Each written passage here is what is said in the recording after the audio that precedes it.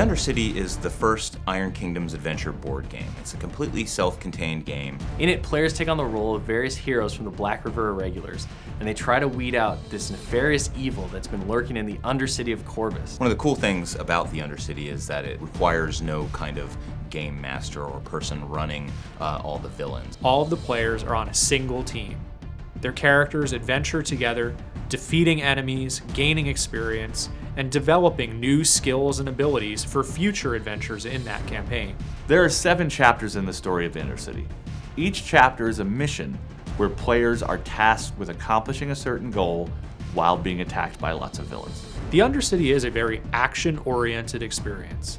A lot of bad guys show up in the course of a chapter, and they will be attacking your player characters non-stop. I think the first thing that anybody's really going to recognize when they're looking at the Undercity box that's going to draw them in is the fact that this thing is chock full of great looking models. You've got almost 40 figures in there with 16 different sculpts. There are 4 heroes. We have an alchemist, a gun mage, a Trolkin warrior, and a Jack Marshall mechanic.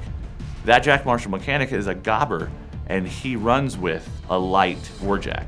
Each character begins with their character card and a deck of feat cards.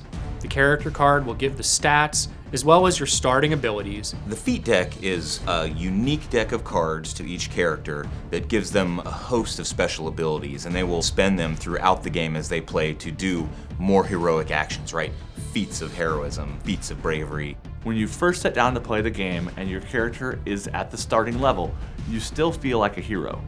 And then as you experience the game, chapter by chapter, you get to make interesting choices about how you specifically want to make that hero better. That means when someone kills a villain or someone accomplishes one of the chapter goals, XP gets added to the treasury for the party.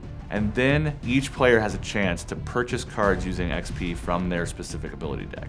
Once you use your experience points to buy a character ability card, that ability card sticks with your character throughout the entire run of the game from chapter to chapter. So it's a permanent upgrade to your character, which you're gonna want because every chapter gets more and more lethal. Character ability cards vary greatly. They have a broad range of costs, but they also have a very broad range of effects. This means that each character is going to advance very differently from the other characters, but it also means that an individual character can advance in very different ways. So, for example, you can make Gardex Stonebrow, who is the warrior of the group, more defensive and more tanky in terms of taking damage and blocking damage going for other players. Or you can really emphasize his melee potential and make him kind of a beatstick who wants to get in there and just murder everything around him. We were able to take the most compelling part for many people about the role-playing game experience, which is developing your character, leveling up your character, and put that into a board game in a way that is not only rewarding, but also simple and accessible to people who might never have done it before. One of the key components of designing the Undercity was to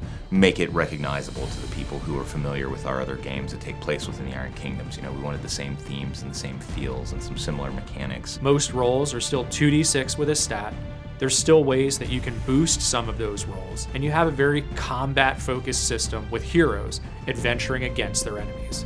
Every turn, each character has a number of options to choose from and a number of really hard decisions to make, which is what makes it feel like it's an adventure, right? There's not always a clear path. It's all about throwing you into that dramatic action, letting you do crazy and heroic things, capturing iconic moments. My favorite things to do are to kill lots of bad guys and to make my character even cooler than he was before, gaining new abilities that I can then use in the next chapter of the game. It's absolutely chocked full of good gaming